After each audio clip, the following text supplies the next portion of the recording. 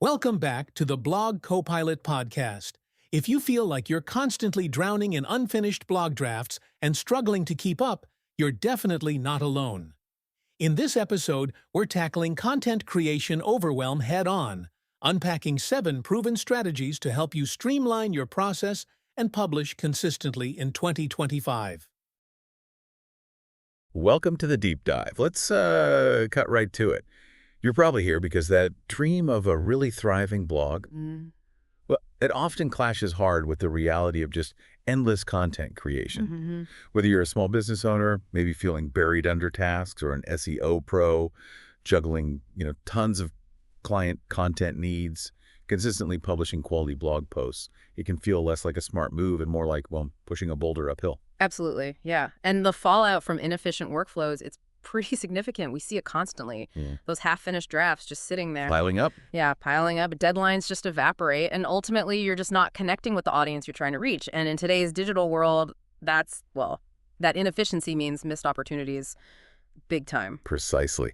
So look, our mission today is to really dive deep into 7 proven strategies. Strategies to help you streamline your blog content creation for 2025. Forget just grinding harder. We're talking about a real shift here, working smarter. Turn that content process from, constant stress into an actual engine for growth. And crucially, without sacrificing the quality. Right. Quality is key. Yeah. So what are these core shifts then? What are these 7 strategies we're going to unpack? Okay, let's break it down. First up, strategic planning.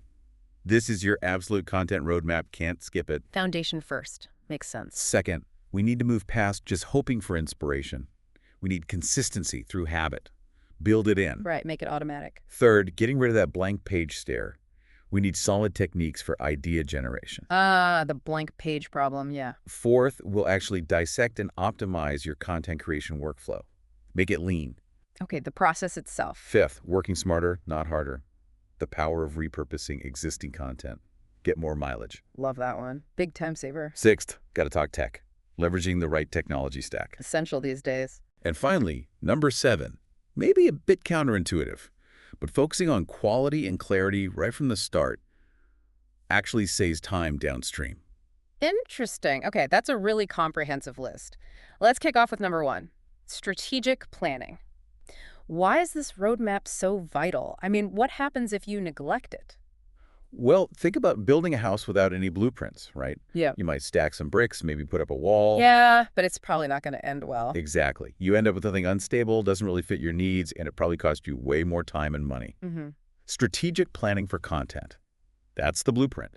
It stops you wasting effort on stuff that doesn't hit your business goals or talks to the wrong people or just, disappears online. Especially for small businesses, every hour, every dollar counts. So skipping planning isn't just inefficient, it's actually a costly mistake. It hinders growth, dilutes your message. It's about purpose, direction, not just scrambling. Okay, so it provides that vital direction. What are the must-have components of this content blueprint? The non-negotiables. We're really zeroing in on 3 key pillars here. First, you absolutely need a dynamic content calendar. Think of it as your command center. Right. Second, clear goals, defined with real precision. Know your why. Okay. And third, really getting to know your audience through audience personas, bringing your ideal reader to life so your content actually connects. All right, let's start with that content calendar. I get scheduling, but what makes it such a, powerful strategic tool? What are the benefits beyond just dates? Oh, it's way more than just dates. It's your strategic overview, your entire pipeline at a glance, like air traffic control for your blog, really. Good analogy. Beyond dodging those last-minute panic sessions, a good calendar enforces consistency. Regular publishing rhythm, which we know is huge for engagement and SEO. Definitely. But also, it lets you align blog content with other marketing stuff. Product launches, promotions, you name it. Seamless integration. Coordinate. And for teams, it's a collaboration hub. Who does what, by when. It's all there. Plus, looking back at it, you can see patterns. What worked, what didn't. Insights for the future. Okay, that makes sense. So what essential info needs to live in this command center? What fields should we absolutely include? Okay, best practices point to a few key things. Definitely the topic, or at least a working title. The published date, obviously. The content type. Is it a blog post, video, infographic? Got it. You need a status tracker idea, drafting, editing, published, etc. Clear ownership, who's responsible. Crucially, the target persona, who is this for, Right. and the primary target keywords. You need a clear call to action, CTA, what's the next step? And finally, links to assets, drafts, images, research. Keep it all together. That's pretty detailed. So how can people actually, set one up without getting overwhelmed by fancy software? Yeah, you don't need to break the bank. Honestly, simple spreadsheets, Google Sheets, Excel, they work surprisingly well, especially at the start. But there are also tons of dedicated tools. Trello, Asana, they use that Kanban board style, which is great visually. Seeing the flow. CoSchedule, HubSpot, Monday.com.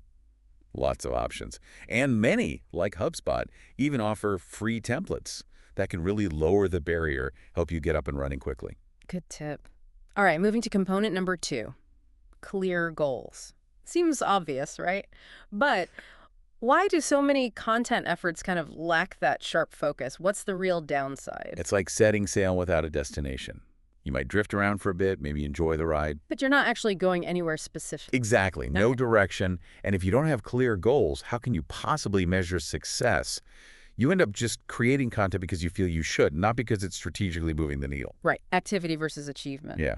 It leads to wasted resources, misaligned efforts, and a blog that just doesn't really contribute meaningfully. You're just hoping it works out instead of planning for it. Makes sense. You mentioned the SMART framework. How can someone apply that practically to their blogging goals? Break it down for us. SMART is super practical, specific. Yeah. Nail down exactly what you want, not just more traffic, but increase organic blog traffic. Okay. Measurable, Uh-huh. how you track it, quantify it, increase organic blog traffic by 20%. Right. Attainable, is it realistic? Mm-hmm. Challenging, sure, but doable with your resources. Mm-hmm. Relevant, does it actually align with your bigger business objectives? Crucial. And time-bound, set a deadline. Increase organic blog traffic by 20% in the next 6 months. So you move from a vague wish to a concrete target, like that example. Yeah. Increase organic traffic by 20% in 6 months by publishing 2 SEO posts a week, tracked in Google Analytics. Actionable, measurable. That really sharpens the focus. Now, how do these specific goals connect to the buyer's journey? Awareness, consideration, decision. This is where it gets really strategic. Your content shouldn't just exist. It needs to guide people. Nurture them along. Exactly. So at the awareness stage, someone's just realizing they have a problem. Your goals and content should focus on attracting them. Broad educational stuff, Top of funnel, TOFU. right? Then, consideration, they're exploring options. Here, your content goals shift to building trust, providing deeper info, maybe comparisons. Middle of funnel, MOFU. Okay. Finally, decision stage, they're ready to choose. Your content goal here is conversion, case studies, demos, specific offers. Bottom of funnel, BOFU. Got it. So by aligning goals and content types to each stage, you're actively nurturing leads, moving them closer to becoming customers. It's intentional. And that leads us to the third piece. Audience personas, understanding who we're talking to. What's the real magic behind creating these semi-fictional people? It fundamentally shifts your perspective. Yeah. You stop writing for some vague generic audience and start communicating with specific individuals. Makes it personal. Totally. Personas take all that abstract data, demographics, interests, behavior, and they humanize it. Instead of website visitors, you're thinking about Sarah, the 35-year-old marketing manager struggling with lead gen. Right. Gives you a target. And that target informs everything. Topics, tone, language, format. Does Sarah prefer videos or articles? Even the channels used to reach her. Without that clear picture, your content just risks being irrelevant, ignored. Okay, so what are the key ingredients of a persona that's actually useful? What details really matter? You definitely need the basics. Demographics, age, location, job title, maybe income. Then interest, hobbies, especially those related to your niche. Critically, their challenges, pain points. What problems are they trying to solve? What keeps them up at night? The why behind their search. Exactly. Also, their goal motivations. What do they want to achieve? How can you help? And optionally, things like their preferred channels online, maybe even where they are in the buyer's journey. And where do we actually get this information? How do we gather the raw data to build these personas? Good question. Several ways. If you have customers, talk to them. Interviews, surveys that gives you rich qualitative stuff. Direct insight. Yeah. Then dig into your website analytics, your social media insights. Look at who's engaging now, demographics, interests, what content they like. Okay. You can also look at market research, even check out your competitors' audiences to find overlaps or clues. It's about piecing together that detailed picture. So bringing it all together, the calendar, the SMART goals, the personas, how do they work synergistically, especially for, say, a small business or a solo SEO pro with limited resources? They create this powerful loop. Your personas tell you who you're talking to. That directly informs the goals you set for reaching them. Right. Those goals then dictate what topics you cover and when, which goes straight into your calendar. It's integrated. Connects all the dots. Exactly. And that integration is a huge risk mitigator when resources are tight. It ensures you're focusing your precious time and money on content that's targeted, relevant, and actually pushes your business objectives forward. No more scattergun approach. Laser focus. And you mentioned this isn't static, right? It's a cycle. Absolutely. Critical point. It's not set and forget. It's a dynamic feedback loop.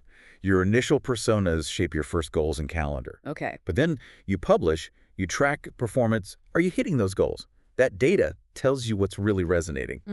So that performance data refines your understanding of the personas. Maybe you uncover a new pain point that might lead you to tweak your goals, adjust your calendar topics. It's iterative, agile, always improving based on real results. That makes perfect sense. A living strategy. Okay, great foundation laid with strategic planning. Let's shift to strategy 2. Consistency through habit. We know consistency is king, but how do we actually build it? Move beyond just hoping. Yeah, you nailed it. Planning's the map. Consistency's the engine. You need regular content to build that audience loyalty, establish authority, signal relevance to search engines, all that good stuff. Right, it's fundamental. But the challenge for so many is making it happen day in, day out right again, especially with a million other things demanding attention. Totally. The struggle is real. So the key insight here is, stop relying on random bursts of inspiration. Stop hoping you'll find the time. We need to intentionally build a habit of content creation.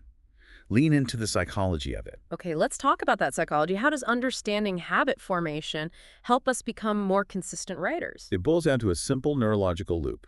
Cue, routine, reward.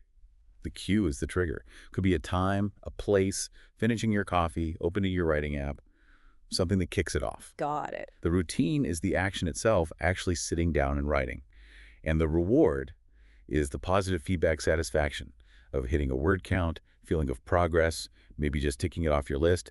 Repeat that cycle consistently in a stable setting, and the brain starts automating it. The cue triggers the routine almost without thinking. Less willpower needed. Automaticity. Exactly. Motivation comes and goes, right? It's fickle. But habits, they can carry you through even when you don't feel like writing. That's the sustainable path. So that old myth about 21 days to form a habit, probably not quite right. Yeah, that's largely a myth, or at least an oversimplification. Research suggests it varies hugely. Average might be closer to 66 days, but it could be much shorter or longer for different people and habits. Okay. The real key isn't hitting some magic number. It's just consistent repetition over time. Yeah. Building that pattern is what matters. Right. Focus on the consistency itself. So what are some super practical, actionable steps to start building that writing habit? Okay, number 1, start small. Ridiculously small if you have to. Don't aim for a 2,000-word masterpiece daily right off the bat. Set yourself up for failure. Totally. Aim for something easy. 25, 30 minutes, 300 words, maybe even just one good sentence related to your topic. Build momentum. Make it feel achievable. Lower the barrier. Exactly. Yeah. Second, and this is non-negotiable, schedule it. Put writing time in your calendar like a crucial meeting. Treat it as unbreakable. Protect that time fiercely. Time blocking. Got it. And there are variations on that, right? Like task batching, grouping, similar things, all outlining in one block, all editing in another. Minimizes context switching. Oh, I like that. More focus. Or day theming. Research Mondays, drafting Tuesdays. Gives structure to the week. Time boxing set a fixed duration for a specific task. Draft 1,000 words in 2 hours. Creates urgency. Right. And there's also the rolling time block estimate total time needed for writing tasks. Then slot them in flexibly based on your energy during the day. Options for different styles. Good. What else helps solidify the habit? Find your peak time. When are you most focused, most creative? Schedule demanding writing then. Work with your energy levels. Yeah. Establish a clear trigger or cue. Link writing to an existing habit. After my coffee, before checking email, I write for 30 minutes. Make it automatic. Piggyback on something existing. Optimize your environment. Minimize its directions, notifications off, tabs closed. Find a quiet space. Reduce friction to make starting easier. And finally, the don't break the chain idea. Consistency strengthens the loop. If you really can't do a full session, do a tiny version. Write one paragraph. Just maintain the pattern. Keep the momentum, even if it's small. Okay, so just to reiterate, why is focusing on habits so much more effective than just waiting for motivation to strike? Because motivation is fundamentally unreliable. It depends on mood, energy, a million things. You can't build consistent output on something so shaky. Right. Habits leverage automaticity. Once it's ingrained, it takes way less mental energy, less willpower. It becomes part of your routine, something you just do, even on off days. That's sustainability. And it's not just about discipline, right? There are internal rewards, too. Absolutely. Consistent creative work often brings its own rewards. That buzz when ideas click, the confidence boost from finishing something, feeling connected to your audience, even just the calm focus during the writing itself, recognizing those positive feelings, that reinforces the habit from the inside, makes it more enjoyable, more likely to stick. Nice. Okay, so we've got strategy, we've got habit formation, but what about that moment you sit down, habit triggered, time blocked, and just stare at the cursor? Strategy 3, never stare at a blank page again. How do we tackle that? Ah, yes, the blank page stare. The ultimate creativity killer. It can derail everything, even the best habits. Definitely. The solution is being proactive. You need systems to generate and capture ideas before you sit down to write. Build an idea bank, a wellspring of topics. This directly solves that, what do I write about? Panic. Okay, so let's fill that well. What are some solid brainstorming methods? Where do we start? Mind mapping is a great visual one. Yeah. Start with a core idea in the center, maybe your main blog topic. Okay. Then branch out with related subtopics. Then branch out further with specific questions, keywords, post ideas. Use lines, colors. Connect the dots visually. See the relationship. Exactly. It's nonlinear. Helps uncover unexpected angles. Like map, AI content creation, branch to benefits, tools, ethics, leading to ideas like 5 ways AI saves bloggers time. Cool. What about looking externally? Competitors. Competitor analysis is crucial. Systematically check what direct and indirect competitors are publishing. Use SEO tools, SEMrush, Ahrefs, see their top-performing content. What's resonating with the audience? Precisely. Also, look for content gaps. What are they not covering well? That's your opportunity. Right. Check their keywords, formats, depth. Learn from them, then find your unique angle. Okay, learn and differentiate. Makes sense. And keyword research. Foundational, right? Absolutely foundational. Tools like Google Keyword Planner, SEMrush, Ahrefs, Moz, they tell you what your audience is actually searching for. The language they use. Yes. Focus on search intent. What's the real question behind the keyword? Look for long-tail keywords, specific phrases, lower competition, often higher intent. And actively look for questions people are asking. Those often make perfect blog post titles or sections. Speaking of questions, Google's People Also Ask boxes. Those seem useful. Oh, they're a gold mine. Those PAA boxes show real user questions related to your search. Click one, it expands, often reveals more related questions. Like an endless idea generator, pretty much. It gives you super specific, untapped topic ideas directly from users. Great for understanding intent, finding niche angles, even playing FAQ sections. And don't forget, related searches at the bottom of the page, too. Good tips. You also mentioned a tool, Answer the Public. What's special about that one? Answer the Public is really cool because it visualizes questions, comparisons, prepositions around a keyword. You pop in a topic, it generates maps of hundreds of real user queries. Automates finding those questions. Exactly. It's fantastic for finding what your audience is really asking, uncovering those niche long-tail queries. Really helps create audience-focused content. Okay, loads of ways to generate ideas. But ideas are fleeting. How do we capture them effectively before they vanish? You absolutely need a capture system. Yeah. Simple, reliable, always accessible. Because ideas hit you anywhere, right? Yeah. Shower, commute. Yep, always at inconvenient times. So the best system is the one you actually use. Could be digital. Google, Keep for quick notes, voice memos, Trello for visual cards, Evernote for more detailed stuff, web clips. Or even low-tech. Totally. Your phone's Notes app, voice recorder, even a physical notebook. The absolute key is pick one central place and make it a habit to capture ideas immediately. No delay. Reduce that friction. Got it. One place, immediate capture. Now, with all these brainstorming methods, is it better to just pick one favorite or combine them? Definitely combine them. Each method has strengths and weaknesses. Mind mapping explores connections. Competitor analysis shows proven topics. Keyword research reveals search demand. PAA and Answer the Public tap into specific questions. So they complement each other. Exactly. Using multiple methods gives you a more reliable, diverse, and validated stream of ideas. Covers more bases. And how does having this robust idea capture system feed back into maintaining the writing habit we talked about? It's intrinsically linked. Having an easy capture system and a ready list of ideas waiting for you, it demolishes that blank page paralysis. Removes the first hurdle. Completely. When you sit down for your scheduled writing time, you're not thinking, what should I write? You're thinking, which of these great ideas will I tackle today? It massively reduces the friction of starting, making the habit much easier to stick to. Okay, makes total sense. So we're generating ideas, capturing them. We've built the writing habit. Now, how do we turn those ideas into finished posts efficiently?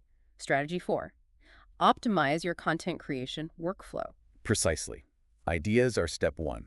A structured, repeatable workflow is step 2. This is how you gain real efficiency, ensure consistent quality, and scale your efforts. It outlines every step from idea to published promoted post. Where do we even start with optimizing a workflow? Seems daunting. First step, map your current process, honestly. Document every single step you take now. Idea, research writing, editing, design, SEO, approval, publish, promote, everything. Be brutally honest. Yes, ask. What are the stages? Who does what tools? Where are the delays? The bottlenecks, the frustrations? Drawing a simple flowchart can be incredibly revealing. Shows you exactly where the pain points are. Okay, visualize the current reality. Then what? Then define your ideal standard stages. Based on your current map and best practices, outline the key phases every blog post should go through. Like a template for the process. Exactly. Typical stages might include planning briefing, research, outlining, drafting, editing review with feedback loops, design visuals, SEO optimization, approval, publishing, promotion, analysis, and critically, assign clear ownership for each stage. Who's responsible? No ambiguity. That ensures accountability. Right, accountability is key. Now, checklists, you mentioned them. How do they fit into optimizing the workflow? Checklists are workflow superheroes. They ensure consistency, prevent missteps, maintain quality standards, and make delegation way easier. Standardize things. Totally. Create a detailed checklist for each major stage you defined. Ensures every post gets the same treatment, critical steps aren't forgotten, like SEO checks or proofreading. Plus, makes onboarding new people or freelancers much smoother. They have a clear guide. Can you give some examples? What might be on a blog post checklist? Sure. For planning, topic approved, persona defined, keyword identified, outline created approved. For drafting, compelling headline, engaging intro, key points covered, word count met, sources cited. Okay. For optimization review, grammar spelling checked, internal external links added, external links open new tab, images added optimized, alt text, meta description written, CTA included, final proofread done. Got it. And for publishing promotion, scheduled, published in CMS, shared on social, sent to email list. Tailor these to your specific needs, of course. Great examples. How do we visually manage this whole optimized workflow? Keep track of everything. Visual tools are great here. Flowcharts, like with Lucidchart, show the overall process. Kanban boards, Trello, Asana, are fantastic for tracking individual posts, moving through stages, idea, drafting, editing, etc. See progress at a glance. Exactly. For really complex projects, Gantt charts might be useful. The point is transparency. Everyone sees where things are, bottlenecks become obvious, deadlines stay front of mind. Makes sense. Beyond just speed, what are the less obvious wins from optimizing the workflow? Big ones are quality control and scalability. Standard stages and checklists embed quality checks throughout. Consistency goes way up. Right. And when your process is documented and standardized, it's much easier to scale. Bring on new writers, delegate tasks, increase output without quality dropping off a cliff. And you mentioned it feeds back into strategic planning, too. How? Yeah, as you use your optimized workflow, you gather data. How long does each stage really take? Where do things get stuck? Bottleneck identification. Exactly. This data gives you real insight into your team's capacity, process efficiency, actual cost per post. That info is gold for setting realistic goals in your strategic plan, allocating resources smartly, and even justifying investment in new tools or outsourcing based on metrics, not just gut feeling.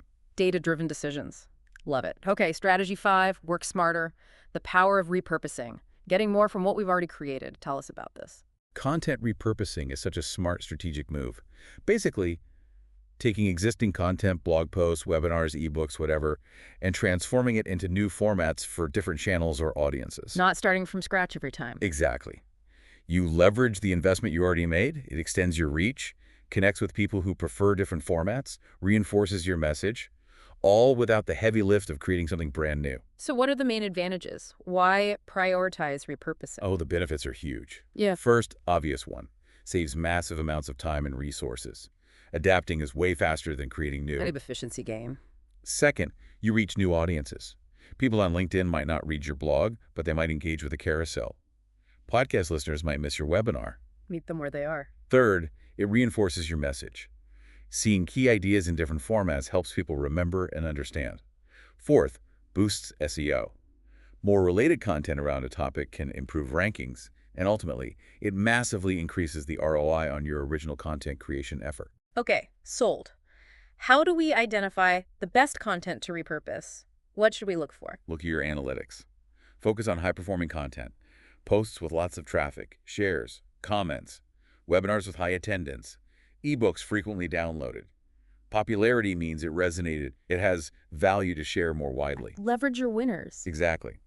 Also, prioritize evergreen content, stuff that stays relevant over time, has a longer shelf life for repurposing. Makes sense. And look at your big, comprehensive content, long guides, reports, webinars. They're often packed with smaller nuggets you can extract and expand on. A regular content audit is great for spotting these opportunities systematically. Can you give some concrete examples, like take X and turn it into Y? Sure, take a popular blog post. Yeah. Turn key point stats into a LinkedIn carousel or Twitter thread. Add a CTA back to the original post. Visual snackable content. Yeah, a webinar recording. Pull out short 15, 60-second video clips for TikTok, Reels, Shorts, LinkedIn. Create a podcast episode from the audio. Write a blog summary with key takeaways. Embed the full recording. Lots from one webinar. Totally. An ebook. Break chapters into a series of blog posts, maybe expand on them. Add CTAs to download the full ebook. Drip feeding the value. Other ideas. Stats posts become infographics. How-to guides become downloadable checklist templates. Interviews become podcast episodes. Even high-engagement social posts can be expanded into full blog articles. So many possibilities. How do we make repurposing a regular part of the workflow, not just an afterthought? Integrate it intentionally. Treat it as a standard step in your content strategy and planning.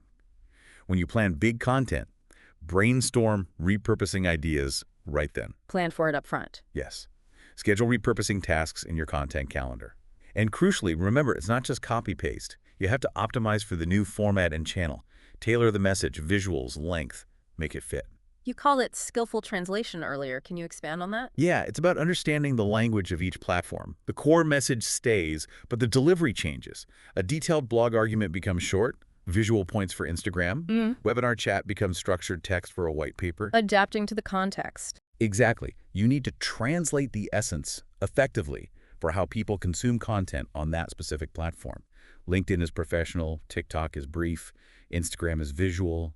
You have to respect those nuances. And when done strategically, this creates a content ecosystem. Precisely. Instead of isolated posts, you build a network. Social clips linked to blog posts linked to ebooks. It guides people through your funnel. Interconnected pathways. Right. Strengthens SEO through internal linking and topical authority. Reinforces your expertise across multiple touch points, creates a much more cohesive and impactful presence overall. Very powerful. Okay, strategy 6. Embrace the right technology stack. Tools to help us work smarter. What are the essential categories for bloggers? Technology isn't a luxury anymore. It's essential for efficiency and scale.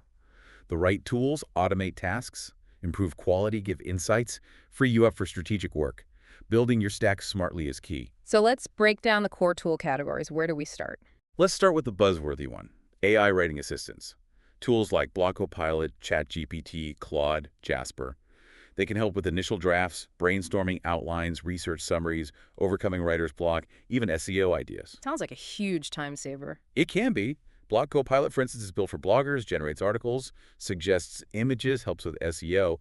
And this is a big, but treat AI as an assistant, not a replacement. Human oversight is critical. Absolutely essential.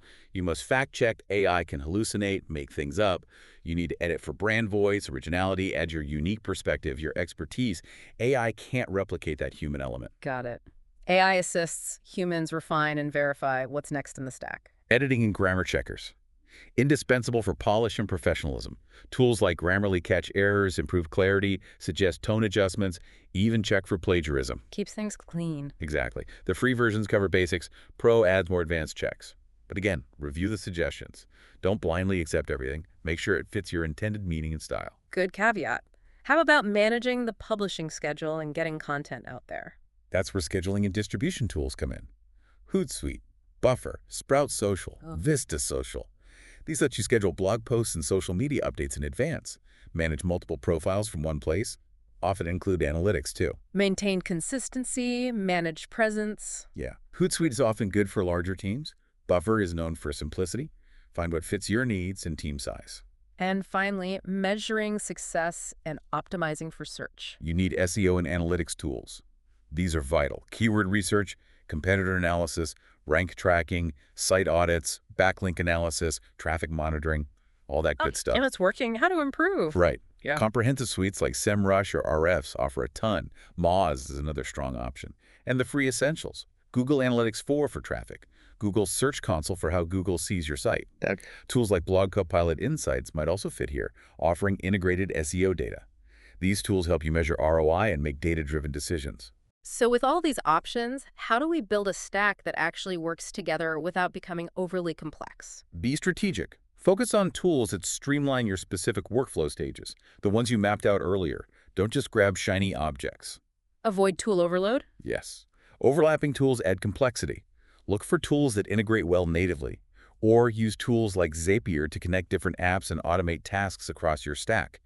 Build a cohesive system that supports your process. Makes sense. You mentioned AI assistants like BlogCopilot are changing the blogger's role. How do you see that evolving? I think we're shifting from blogger as primary drafter to blogger as editor, strategist, and quality controller. AI handles the initial heavy lifting of drafting. Freeing up human time. Exactly. And that saved time. It needs to be reinvested strategically. Deeper research, better planning, more audience engagement, rigorous fact-checking, infusing that unique brand voice and perspective AI struggles with. So it's about leveraging AI's strengths while doubling down on human strengths. Precisely. Embrace the shift. Maximize AI efficiency, but never sacrifice the quality, authenticity, and strategic insight only a human can bring. Great perspective. Okay, final strategy, number 7. Quality and clarity save time downstream.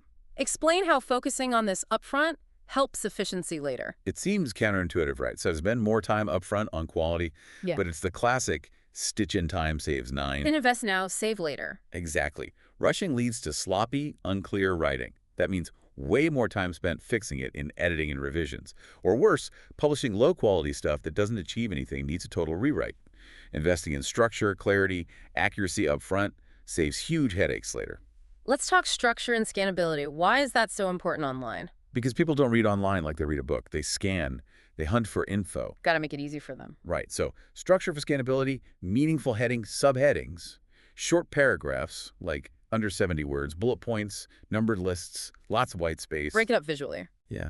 This makes it easier for the reader, obviously, but also easier for you or an editor to review, edit, revise quickly, easy to find sections later for updates or repurposing too. It's an efficiency win all around. And writing with clarity. Key principles there. Keep it simple. Use plain language. Avoid jargon unless your audience absolutely needs it. Use active voice. It's more direct. Be concise. Cut the fluff. Get to the point. Focus on value. Less ambiguity. Exactly.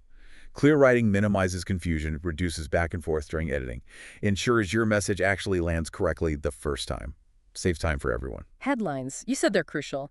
What makes a headline compelling? Arguably the most crucial part. 80% might not read past it. It drives clicks, shares. Yeah. It's your first impression. Gotta nail the headline. Yep. Best practices. Include target keywords near the start if possible. Clearly state the topic and value. Use numbers lists. 5 ways. Ask questions. Create intrigue. The secret too. Address pain points. Keep it concise. 6 to 8 words is often good for CTR. Use proven formulas. How to. Why X is comparisons. Lots to consider there. And finally, guiding the reader. Calls to action, CTAs. How do we make them effective? CTAs tell readers what to do next. Don't leave them hanging. Guide them. Be explicit. Yes. Use strong action verbs. Download, start, learn, subscribe, share, schedule. Be clear and specific about the benefit or action. Create urgency if it fits, limited time offer. Make sure the CTA matches the content's goal. And make it visible use patterns, distinct formatting. Got it. So focusing on structure and clarity during writing, it's actually an efficiency tool for the writer too. Streamline self-editing. Absolutely. When your thoughts are well organized and your language is clear from the start, self-editing becomes much faster and easier. You can spot issues more readily, structure flows better, it saves time and mental energy. And this upfront quality focus also helps with repurposing later. Huge help. Well-structured, clear content is way more adaptable. Clear sections become social snippets. Concise summaries become video scripts. Key takeaways become infographic points. Investing in quality upfront dramatically lowers the friction for repurposing, amplifies efficiency across the whole content lifecycle. Fantastic. That wraps up our 7 strategies for streamlining blog content creation. Any final thoughts to leave our listeners with as we conclude this deep dive? Yeah, just this. Feeling buried under blog drafts, it doesn't have to be that way. It's not inevitable. By consciously using these strategies, solid planning, building habits, smart idea gen, optimizing workflow, repurposing, using tech wisely, and prioritizing quality, you can genuinely change the game. Move from overwhelm to efficiency. Exactly. Transform content creation from a source of constant stress into a real engine for growth. And it's not just about speed, is it? Not at all. It's about reclaiming time and energy. Time to focus on high-impact content, real audience engagement, analyzing what works, and ultimately, driving business results. Efficiency empowers you to be more strategic, more creative, more successful. That's a really powerful takeaway. Being efficient lets you be more effective. Couldn't have said it better. And on that note, if you are ready to streamline your blogging, finally banish that blank page, and get your time back, well, we definitely encourage you to check out how BlogCopilot can help. It assists with that AI drafting, image generation, SEO optimization, freeing you up for strategy and quality. Give BlogCopilot a try today and see how you can reclaim your time. And that wraps up our discussion on the 7 ways to streamline your blog content creation. We hope these actionable strategies empower you to transform your process from stressful to strategic. Thanks for tuning into the BlogCopilot podcast, and we'll catch you on the next episode.